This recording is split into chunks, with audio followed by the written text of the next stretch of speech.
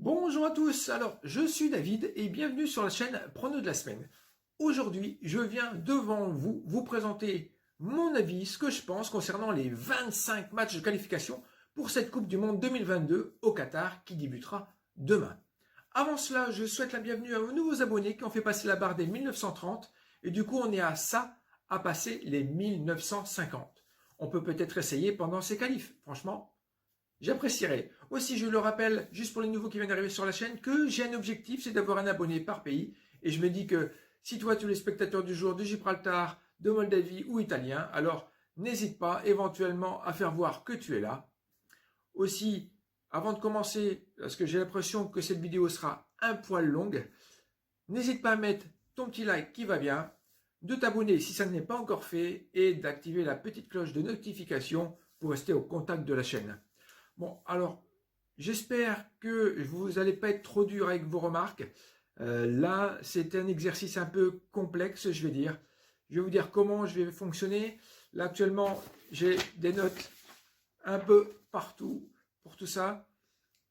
On prendra la première journée. Donc, on commencera par le groupe A. Et dans le groupe A, j'ai présenté vite fait qui y a dans le groupe A et les matchs et mon avis à la fin, en espérant que le format que vous allez voir dans quelques instants, vous conviennent. Alors, on va tout de suite commencer par le groupe A. Dans le groupe A, on a qui? On a le Portugal, on a l'Azerbaïdjan, on a la Serbie et on a la République d'Irlande. Et aussi, en dernier, nous avons l'Azerbaïdjan. Alors, je rappelle quand même, le Portugal est classé 5e au classement FIFA. Et sa meilleure perf, c'était tout simplement la coupe qu'il a pu lever en Ligue des Nations en 2019. Ensuite, nous avons la Serbie qui est 30e au classement FIFA. Bon, du coup, il y a un peu plus de delta, mais qui n'a rien gagné et qui a simplement réussi à accéder qu'au premier tour en 2018 de cette Coupe du Monde. Ensuite, pour la République d'Irlande, eux sont classés 42e, classement FIFA encore. Et voilà, c'est pas top, hein. Et le mieux qu'ils ont fait, c'est d'arriver au premier tour en 1990. Si on continue comme ça dans le déclin, on a l'équipe du Luxembourg. Au Luxembourg sont classés quand même 98e. Franchement, j'aurais jamais pensé que le Luxembourg était classé 98e au classement FIFA. Et eux n'ont rien fait du tout en Coupe du Monde, donc ça sera vite fait. Et derrière, on a l'équipe d'Azerbaïdjan, les Azeris, qui eux sont classés 109e. J'ai eu du mal à croire qu'il y avait encore plus bas plus tard, mais il y a et on le verra bien. Et eux également n'ont rien foutu en Coupe du Monde non plus, et même en Ligue des Nations ou en quoi que ce soit. Donc, pour la rencontre Portugal-Azerbaïdjan. Ce match se jouera en Italie, à Turin, si je ne me trompe pas. Et c'est quand même le 5e qui jouera contre le 109e. Les Portugais ont déjà joué à 3 reprises. À 3 reprises, ça fait 5-0, 5-0, oh pardon, et 6-0. Là, je m'attends quand même une nouvelle fois à un score fleuve avec un Ronaldo qui nous a sérieusement déçus d'ailleurs le week-end passé à la Juventus, qui a perdu 1-0 contre Benevento, un truc dans ce genre. Donc pour moi, la première rencontre, c'est victoire portugaise, histoire de faire voir, hop, on est là, on s'installe. Ensuite, le deuxième match de ce groupe, ce sera la Serbie contre la République d'Irlande. Alors là, franchement, le 30e contre le 42e, au vu des résultats qu'ils ont joués en matchs amicaux ou autres, je suis pas convaincu par une victoire de l'un ou de l'autre, hein, franchement. Sachant en plus qu'il y a déjà eu des confrontations dans le passé et que ça finit par de nul, j'hésitais à faire le 1, la double chance, le 1 au nul, mais comme on ne peut pas dans ce type d'exercice, je dirais quand même à l'expérience, victoire de la Serbie. Ensuite, on va passer au groupe D. Dans le groupe D, je change de fiche du coup. Dans le groupe D, nous avons la Finlande, la Bosnie, la France, l'Ukraine.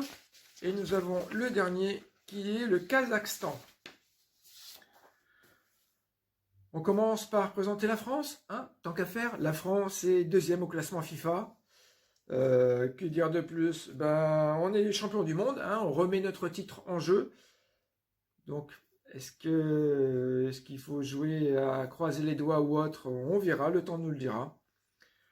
Je rappelle que le meilleur buteur, c'est Thierry Henry, avec 51 réalisations pour l'équipe nationale. Et nous avons Giroud, qui, j'espère, va taper dans le ballon, s'il joue d'ailleurs, et qui nous en mettra quelques-unes. Après la France, on a l'Ukraine. L'Ukraine, c'est directement notre opposant direct. En plus, ça sera notre première rencontre. L'Ukraine est classée 23e. Bon, elle n'a jamais fait grand-chose en Coupe du Monde, mais en championnat d'Europe, elle est passée plusieurs fois en 2016 et en 2020, 2016 et 2012. Elle a au moins passé le premier tour et je pense que ça pourrait rapporter des bonnes choses pour cette compétition. Ensuite, nous avons la Finlande. La Finlande actuellement classée 54e du classement FIFA toujours. Et eux sont à la misère. Mais j'ai l'impression que c'est une équipe qui monte quand même. Hein. Franchement, elle n'a pas été trop décevante dans la Ligue des Nations. On en parlera un petit peu plus tard. Ensuite, nous avons l'équipe de Bosnie-Herzégovine, classée 55e. Donc, c'est pas si déséquilibré que ça, ce groupe, air de rien. Et nous avons qu'une phase en Coupe du Monde. C'était au premier tour en 2014. Pareil, en même temps, cette équipe de Bosnie est pas toute vieille non plus. Elle a joué son premier match en 93, mais elle est déjà classée 55e. Il y en a qui sont des années 1924, si je ne me trompe pas, et qui sont pourtant très très mal classés. Donc c'est une équipe qui monte. Et ensuite, on va finir par le Kazakhstan. Le Kazakhstan classé 122e. Ne vous inquiétez pas, c'est loin d'être les derniers. Hein. Donc 122e. Et eux, effectivement, c'est aussi la misère. Voilà, en titre. Disons les choses. Mais une fois, ils m'ont fait perdre un pari Turquie-Kazakhstan. Je crois que c'était pour la Coupe du Monde 2018. Et ils ont gagné contre la Turquie et j'ai perdu un vilain pari. Mais voilà, c'est des choses comme ça qu'on se souvient. Allez, vite fait, hop, celle-là, on s'en fout, on la jette. Voilà, on s'y retrouvera après. Première rencontre dans le groupe D, ce sera la France contre l'Ukraine, tant qu'à faire. Le deuxième qui reçoit le 23e. Que dire? La France a déjà joué contre l'Ukraine, si je ne me trompe pas, en Euro ou en Ligue des Nations, et puis on l'avait remporté. Et je pense que la France fera le job avec un joli 2-0 avec un but d'Mbappé. Je fais mes courses. Hein. Un but d'Mbappé et un but de Giroud. What else? Ensuite, deuxième rencontre de ce groupe des dernières d'ailleurs, qui sera la Finlande contre la Bosnie. Alors, la Finlande, je l'ai marqué où ça La Finlande est actuellement classée 54e contre la Bosnie classée 55e. Un putain de match équilibré, excusez-moi. Mais j'y vais. Là-dessus, par contre, pour moi, c'est deux équipes qui montent et j'ai du mal à vraiment déterminer s'il va y avoir un gagnant. Donc je me suis dit, je coupe la poire en deux, je mets un partout. Donc ça sera un partout pour cette rencontre. Ensuite, on va parler du groupe E ou dans le groupe E. Je ne les invente pas, j'ai fait des fiches. Donc dans le groupe E, nous avons la Belgique, le Pays de Galles, l'Estonie, la République tchèque et la Biélorussie. Je regarde les derniers qui me manquaient. Bon, la Belgique, inutile de vous la présenter. Si, vite fait pour les camarades belges. Ils sont premiers. Ils sont premiers au classement FIFA. Ça fait un petit bout de temps d'ailleurs. Ça doit faire près de 2 ans qu'ils sont premiers. Donc tant mieux pour eux. Ils ont fini 3e en Coupe du Monde en 2018. Et leur meilleure médaille, c'était lors des Jeux Olympiques. Ils ont été médaille d'or en 1920. Voilà. Allez. Ensuite, dans ce même groupe, nous avons le Pays de Galles. Pays de Galles, classé 18e, c'est pas dégueulasse. Et leur meilleur positionnement dans une grosse compétition, c'est demi-finale de championnat d'Europe. Et c'était en 2016. Ouais, j'ai failli vous dire une connerie. Donc c'était en 2016. Ensuite, nous avons l'équipe de République tchèque, qui on a le droit d'appeler la Tchéquie. Que vous le sachiez, que ce n'est pas une insulte pour les camarades tchèques, on a le droit de dire la Tchéquie. Donc je dirais la Tchéquie. Donc la Tchéquie est classée 42e. Voilà, et puis leur meilleur résultat, c'est finaliste en 96 en Coupe d'Europe. Ensuite, nous avons l'équipe biélorusse qui est la 88e position de classement FIFA et qui n'a rien foutu en Coupe du Monde. Et tout comme l'Estonie, classée 109e. Alors, on va s'attaquer à la première rencontre, vite fait, qui est Belgique contre le Pays de Galles. Oh, quand je relis mes notes, Pays de Galles, Belgique, lors de la Ligue des Nations, franchement, le niveau, c'est dingue de dire ça. C'était kiff bourricot. Le Pays de Galles m'a pas déçu. Mais au vu de l'expérience et des joueurs qu'il va y avoir, hein, Hazard par exemple, et ce match se jouera à Bruxelles, je partirai quand même vers une victoire belge sur le score de 2-1. Et ensuite, il y a la deuxième rencontre qui sera l'Estonie contre la République tchèque. Alors là, bon, je rappelle que l'Estonie 109e et la République tchèque, la Tchéquie 42e. Oui, 42e. Je donnerai quand même l'avantage à la Tchéquie. Pourquoi? Parce qu'il y a Souček. Souček, c'est un buteur en or. Ce gars-là, je pense qu'il risque de faire des étincelles dans cette équipe. Et je les vois gagner sur le score de 1-0. Ensuite, toujours dans cette même journée du mercredi, nous avons le groupe G. Le groupe G qui n'est là.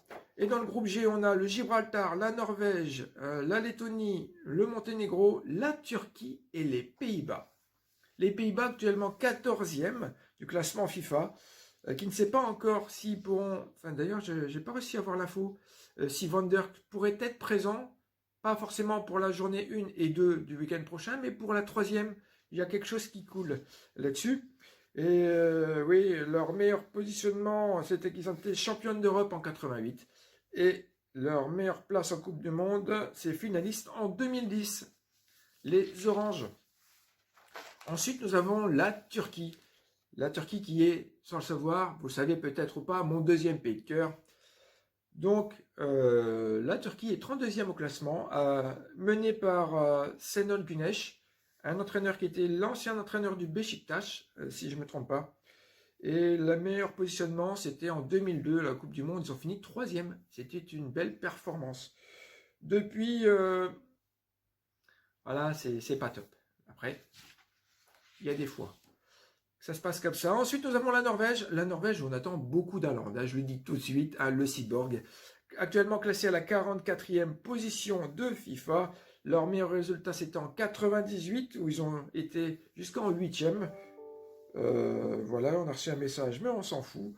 Et peut-être que cette année, ça pourrait être leur année. Hein. Ensuite, nous avons le Monténégro, actuellement classé 63e, qui, je ne trouve pas de sélectionneur. C'est dingue, hein. J'ai pas trouvé sur internet le nom du sélectionneur de cette équipe du Monténégro. Et ils n'ont rien foutu non plus en Coupe du Monde ou en Coupe d'Europe. Pas de titre. Nous avons la Lettonie classée 136e qui, elle est arrivée sa meilleure place au premier tour en 2004 lors de la championnat d'Europe. À part ça, il est Keneni. Et on va terminer avec Gibraltar. Gibraltar, j'ai eu la possibilité de voyager là-bas. Bon, c'est là où l'avion se pose sur la piste, la piste est en pleine ville, qui est une route, techniquement. Classé 195e au classement FIFA. Non, mais vous inquiétez pas, c'est pas le pire, il y a encore pire. Hein. Et eux également n'ont pas fait grand-chose au niveau titre. Donc, pour ce groupe G, qu'on fout derrière, le premier match, eh ben, c'est le choc. C'est le choc des deux qui pourraient être franchement qualifiés, qui va être la Turquie qui recevra l'équipe du Pays-Bas. Voilà, je ne voulais pas sortir de conneries, donc ce qui veut dire que ça sera le 32e contre le 14e. Je ne sais pas si on peut s'attendre à un match assez équilibré, mais lors des différentes confrontations en Coupe du Monde, il faut dire que les Oranges l'ont remporté à 2 reprises, lors des 3 confrontations. Là, je pense bien qu'une petite victoire des Oranges contre les Turcs sur le score de 2-1 peut être une bonne option. Ensuite, la deuxième rencontre de ce groupe, c'est Gibraltar-Norvège. Donc Gibraltar 195e, Norvège 44e. La Norvège qui a peut-être la possibilité de se faire voir sur la scène internationale parce qu'elle n'est pas forcément dans un groupe ultra complexe non plus. Donc je recherche mes notes. Hein, la Norvège, elle est là. Donc on n'a pas de match référence. Le seul truc qu'on peut dire qu'on a Haaland, le gros point positif de cette équipe, mais Haaland ailleurs que dans le Dortmund, c'est pas ça. Il faut dire les choses telles quelles. C'est pas le Erling qu'on connaît.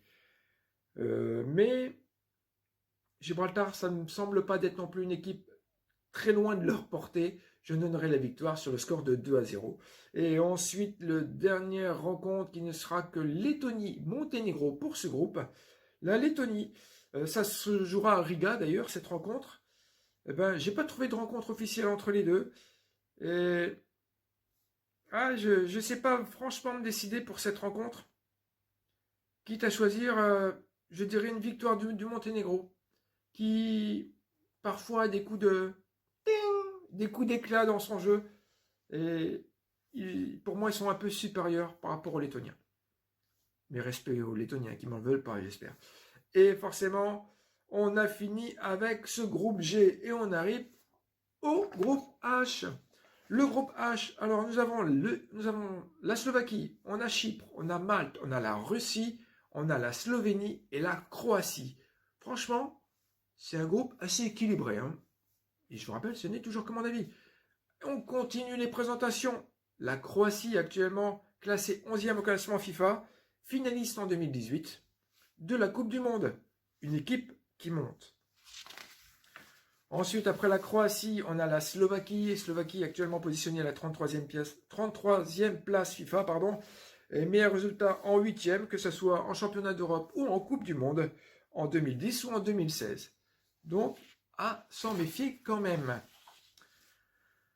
Très proche en classement FIFA, on passe de 33 à 39. 39, c'est le classement FIFA de la Russie. Et oui, la Russie menée par Stanislav. Et leur meilleur résultat, c'était en quart en 2018 de la Coupe du Monde. Après, en classement FIFA 62e, nous avons la Slovénie, ne pas confondre avec la Slovaquie. Et je sais, parce que j'ai fait plusieurs fois la confusion avant de faire cette vidéo, qui, eux, sont arrêtés au premier tour en 2002 et 2010. Depuis, c'est point mort. Et nous allons finir dans ce groupe H avec Chypre. Les Chypriotes classés à la 106e place du classement FIFA, tout comme le plus sélectionné qui est Ioannis Okas, 106e également sélection. Et en résultat Coupe mondiale ou d'Europe, c'est la tête à Toto, donc Kennedy. Pour ces rencontres, on commencera tout de suite par Chypre-Slovaquie. Chypre-Slovaquie, 106e contre 33e. Qu'est-ce que j'ai marqué sur la petite fiche? Ça se jouera à Nicosie, voilà, il ne faut pas oublier. Et par rapport à l'historique et aux matchs amicaux qui ont été réalisés, je donnerai tout simplement la victoire aux Slovaques sur le score de 1-0. Pardon d'avoir bougé la table, c'est pas stable. Allez, ensuite, après c'est Slovénie-Croatie. Slovénie-Croatie, ça se jouera à Ljubljana. Et franchement, je suis pour la Croatie. Disons-le haut et fort. Kovacic, Pasalic et Modric. Sans oublier Lovren. S'ils ne mettent pas un but, je serais bien triste. Donc, victoire de la Croatie 1-0. Et ensuite, pour finir dans ce groupe, nous avons Malte-Russie. Ça se jouera à Tak Ali. Bon, la Russie n'a pas été très expressive, on va dire, en Ligue des Nations. Franchement, elle a été décevante.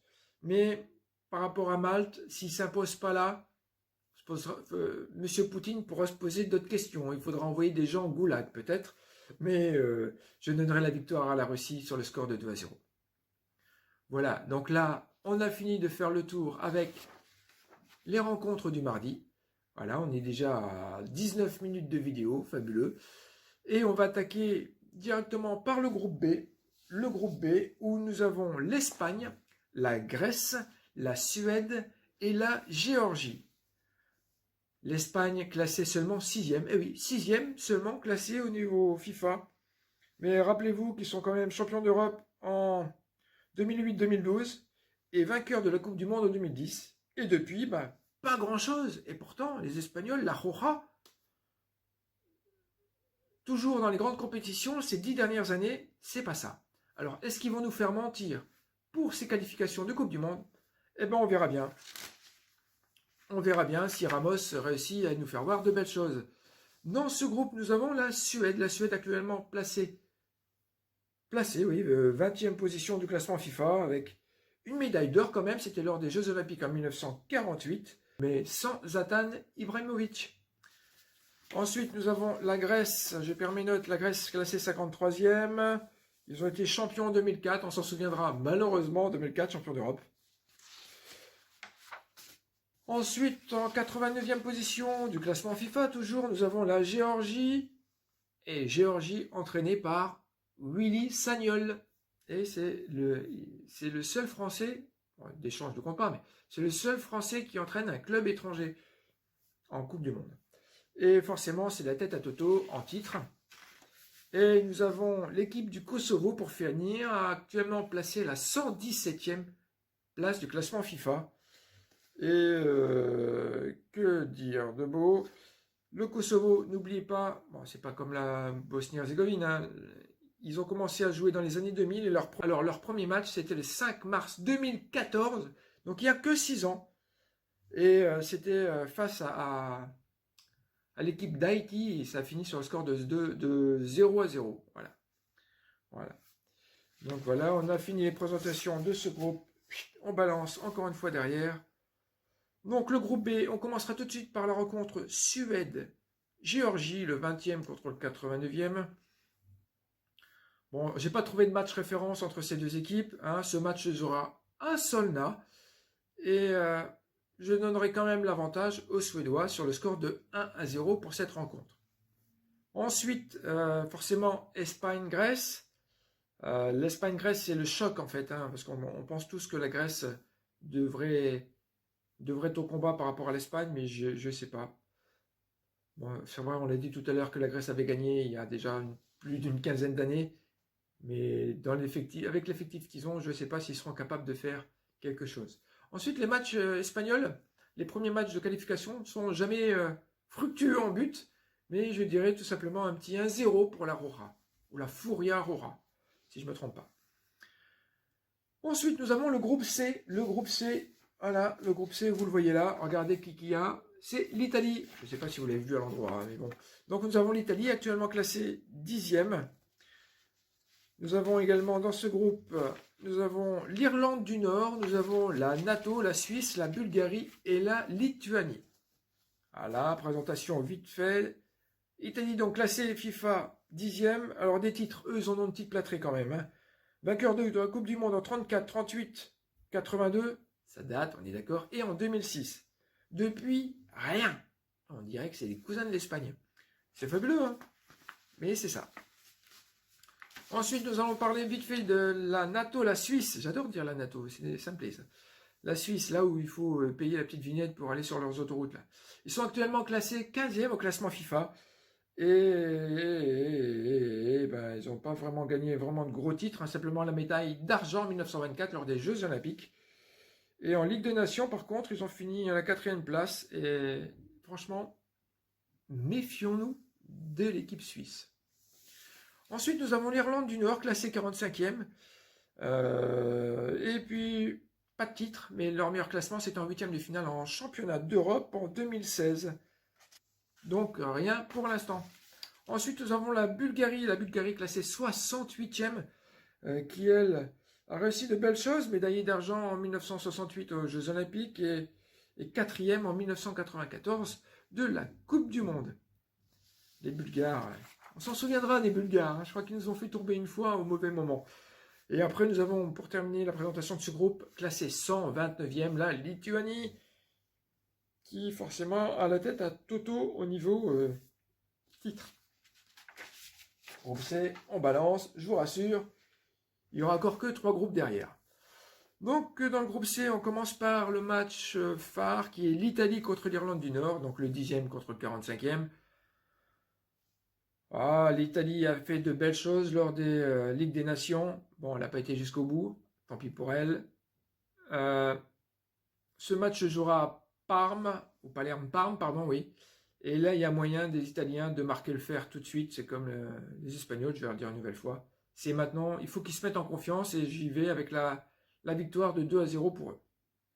Ensuite, après cette rencontre avec l'Italie, j'ai du mal avec mes notes. Nous avons la Bulgarie contre la Suisse. La Bulgarie a jamais gagné contre la Suisse. D'aussi loin qu'on remonte, hein, elle n'a jamais gagné. Et la Suisse, c'est pas celle qui gagne le plus non plus. Et pour la première fois, je vois plutôt un match nul. Triste, hein, mais un petit 0-0. Voilà, le temps que les équipes se mettent en chauffe. Voilà, et ça, ce n'est toujours que mon avis. Ensuite, on passera avec le groupe F, F comme France. Sauf que dans le groupe F, il n'y a pas la France. Hein. Nous avons le Danemark, l'Israël, la Moldavie, les îles Féroé. Nous avons l'Écosse et l'Autriche. Le Danemark, actuellement classé 12e au classement FIFA, vainqueur du championnat d'Europe en 92 et a été jusqu'au quart en 96 de la Coupe du Monde. Donc, elle a qu'à faire ses preuves. Ensuite, nous avons l'Autriche, le sérieux concurrent, classé 26e, qui, eux, leur meilleure prestation, c'était 3e en 1954 en Coupe du Monde. Après, ce groupe ne m'a pas l'air très compliqué. Tout peut se produire. Pour moi, seul le Danemark pourrait se détacher. Hein. Après, on a l'équipe d'Écosse 48e, qui, elle, a des choses à voir, qui jouera son premier match, d'ailleurs, à Glasgow. Ouais, c'est ça, à Glasgow. Et là, malheureusement, ils ont un pédigré fantastique en premier tour. Ils ont perdu en 54, 58, 74, 78, 82, 86, 90 et 98. C'est qu'ils loupent le premier tour. Par contre, ce qui veut dire que s'ils passent au premier tour, c'est qu'ils passent les qualifs. Donc, il faudra s'en méfier. Ensuite, on tourne la petite page qui va bien et on arrive sur l'équipe d'Israël. D'Israël qui sont classés 87e et ils ont été vainqueurs en 1964 du championnat d'Europe. Et ils ont réussi qu'à passer que le premier tour en 1970 de la Coupe du Monde. Après, nous avons les îles Féroé. Il paraît que c'est super beau là-bas. Je ne sais pas, j'ai jamais été, mais c'est que des ondis. 107e, entraîné par Hakan Eriksson, un Suédois. Et c'est également la tête à Toto au niveau des résultats, pas de titre. Nous avons la Moldavie, classée 177e, qui est entraînée par un Italien. C'est fréquent ça. Et nous avons forcément la tête à Toto au niveau des titres au premier tour ou tout ça. C'est pas joli. Donc le groupe F, on commencera tout de suite par Israël-Danemark. Ce match se jouera à Tel Aviv. L'Israël se débrouille un petit peu. D'ailleurs, les deux équipes se sont bien défoulées un petit peu en Ligue des Nations, mais je donnerai quand même la victoire 1-0 pour le Danemark. Franchement, les Danois, ils n'ont pas le niveau supérieur, mais il faut les aider à franchir les étapes, et je pense que ce type de compétition, ça pourrait les aider. Ensuite, après l'Israël-Danemark, on verra l'Écosse-Autriche. Ouais, alors l'Écosse-Autriche, c'est un petit peu tendu pour moi, je vais être honnête, 48e contre le 26e. Je sais pas. Franchement, pour cette rencontre, je sais pas. Si je peux mettre une triple chance, je mettrai une triple chance, hein, tant qu'à faire. Mais comme il faut jouer le jeu une nouvelle fois, je dirais tout simplement les Scottish. Voilà, l'Écosse qui devrait sortir vainqueur sur le score de 1-0. Ensuite, on va finir par la Moldavie, île Féroé. Donc, nous avons le 177e contre le 107e. Moi qui pensais que les îles Féroé étaient bien inférieures à la Moldavie, eh ben non, idée reçue. Et là, j'ai pas trouvé de match de référence pour ces deux grandes équipes. Quand je dis grande, on se comprend. Pour ces deux équipes. Mais je donnerai quand même l'avantage aux îles Féroé qui ont réussi de belles prestations lors des matchs amicales.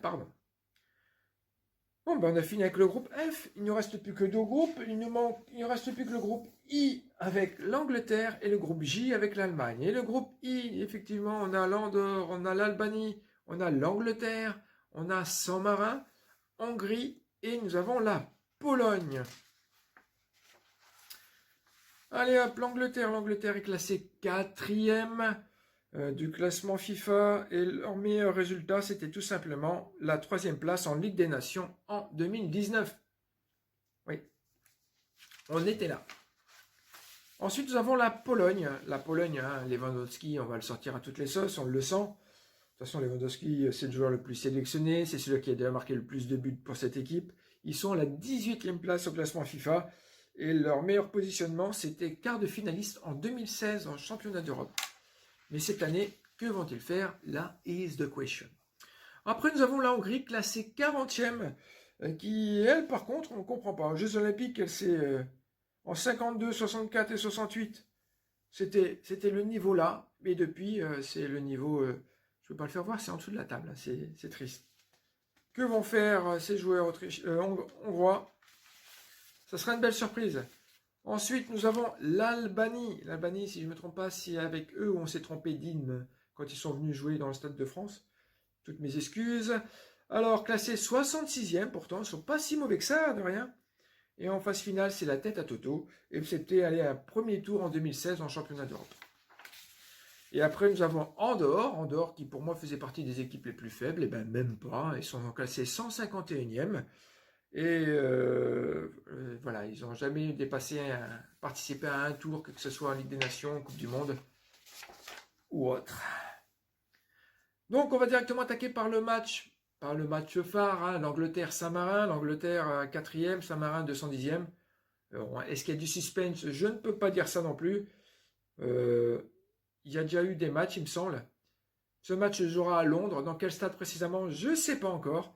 Mais là-dessus, une belle victoire sur le score de 5-0, tout comme les Portugais. J'y crois fort. Après l'Angleterre, nous avons Hongrie-Pologne. Alors, Hongrie-Pologne, ce match se jouera à Budapest. Mais Pologne, ouais, je l'ai déjà dit tout à l'heure, il y a Lewandowski. Est-ce que Lewandowski va se démarquer? Est-ce qu'il va pousser son équipe au démarrage? C'est pas facile de jouer contre une équipe où il y a une star dedans. Franchement, les Hongrois peuvent se faire de soucis. Là, à créer la surprise, je ne sais pas. Je dirais quand même la victoire de le Polonais sur le score de 1-0. Et le dernier match de ce groupe, ça sera tout simplement Andorre-Albanie. Alors, Andorre-Albanie... je peux même... Alors, ce que j'avais noté de spécial, ouais, ça m'avait fait un petit peu sourire. Alors, là où ça jouera ce match, ça s'appelle la ville de Andorre-la-Vieille. Andorre-la-Vieille, on pourra faire plein de jeux de mots, et j'espère en faire un lors du week-end prochain, ou du prochain match chez eux. Ça m'a l'air d'être sympa. Alors, les Albanais, franchement, il y a moyen de faire quelque chose contre cette faible équipe d'Andorre, et je les vois l'emporter sur le score de 1-0. Alors, Ligue des Nations, ils se sont défendus à un minima, et pourquoi pas. Et puis voilà, on a fini le groupe I. Putain, déjà 33 minutes. On y arrive. Et on arrive à dernier groupe, qui est le groupe J. Qui n'est pas un groupe facile, hein, faut pas croire. Hein. Franchement, c'est pas parce qu'il y a l'Allemagne dans ce groupe que tout est joué. Alors, nous avons l'Allemagne actuellement classée en 13e position du classement FIFA. Bon, vainqueur de la Coupe du Monde en 54, 74, 90, 2014. Qu'est-ce qu'ils vont faire cette année? C'est une bien bonne question. Ensuite, nous avons la Roumanie, classée 37e. Les meilleures places qu'ils ont eues, c'était en quart de finaliste, aussi bien en championnat du monde qu'en Coupe d'Europe en 2000 et en 94 pour les championnats du monde. Après, nous avons l'équipe d'Islande, le fameux Clapping, qui eux sont classés 46e. Et qui progresse au fur et à mesure du temps, il faut dire les choses telles quelles. Bien que c'est une équipe de 1946 où ils ont fait leur premier match, ils ont simplement marqué les choses en quart de finale 2016 des championnats d'Europe et ils ont été jusqu'au premier tour de 2018. Je me demande s'ils n'ont pas perdu contre la France d'ailleurs. Après, nous avons la Macédoine du Nord. La Macédoine du Nord actuellement classée 65e. Au niveau des titres, c'est pas ça. Ils ont participé qu'une seule fois à une phase finale de championnat d'Europe. Après, nous avons l'Arménie. L'Arménie 99e au classement, avec la tête à Toto. Voilà, leur plus belle raclée, c'était contre l'Italie, sur le score de 9-1. Ça fait mal. Après, nous avons, pour finir, l'équipe de Liechtenstein. Voilà, disons-le bien, hein, classée 181e. Et pareil, zéro participation aux phases finales, que ce soit en Ligue des Nations ou autre. Donc de belles choses à faire, rien à dire de spécial sur cette équipe, qui s'appelle la Nati d'ailleurs. Voilà. me disais aussi qu'il y avait un truc entre les Suisses. Là, les Suisses et eux, les Suisses c'est la NATO et eux c'est la Nati. Alors on va essayer de ne pas confondre. Allez, bah écoutez, mercredi, on a toujours l'Allemagne qui recevra l'équipe d'Islande. Voilà, le 13e contre le 46e, toujours au classement FIFA. Je me fie pas mal à ça. Surtout quand il n'y a pas beaucoup de rencontres entre eux. Mais là, je vous rappelle quand même que l'Allemagne s'est pris un 6-0 dernièrement contre nos amis espagnols. Donc ils ont fort à faire pour remonter leur image. Et je pense que ce match contre les Islandais pourrait tourner en leur faveur sur le score de 2-1. Franchement, s'ils ne gagnent pas là, ça risque d'être compliqué pour la suite. Ensuite, nous avons la rencontre Roumanie-Macédoine. Donc la Roumanie, ça se jouera à Ploiești, cette rencontre. Et là, la Roumanie, ben écoutez, moi, je ne suis pas ultra convaincu des résultats qu'elle a. La Macédoine du Nord, elle s'est débrouillée un petit peu en Ligue des Nations. Oui, d'accord, c'est pas des victoires sur victoire, mais il y a moyen peut-être de créer une petite surprise là. Pourquoi pas un match nul sur le score de 0 partout. Et la dernière rencontre de cette journée, donc le 25e match. Alors, c'est tout simplement le Liechtenstein qui jouera l'Arménie. Ouais, ça se jouera à Vaduz. Alors là, pour se prononcer, c'est pas simple. Hein. Je sais pas ce qu'on peut mettre. Oui, parce que tout n'est pas décidé d'avance. Quand je fais les vidéos, je me fais une idée. Mais il y a des fois, c'est surtout avec le temps, je me dis, en force de discuter et de proposer mes choses, peut-être que mon intuition me sortira quelque chose derrière les fagots. Mais là, allez, je dirais une petite victoire des Arméniens en mémoire d'Aznavour sur le score de 1-0. Bon, ben voilà, je vous ai présenté les 25 matchs et plus de 30 minutes de blabla pour ces rencontres. N'hésitez pas à laisser un commentaire pour me dire ce que vous en pensez, si le format d'un vous plaît, si c'est pas trop chiant, pas trop long. Voilà, faites comme d'habitude, critiquez. Moi, ça ne me gêne pas plus que ça.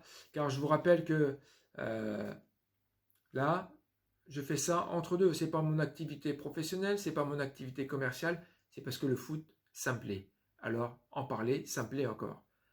Alors, n'hésitez pas à mettre votre pouce bleu. Voilà, comme ça, mieux cadré. Si vous ne l'avez pas encore mis, vous abonner, ce n'est pas encore fait. Je vous donne certainement rendez-vous pour la deuxième journée de cette phase de qualification pour la Coupe du Monde du Qatar 2022. À bientôt. Bye.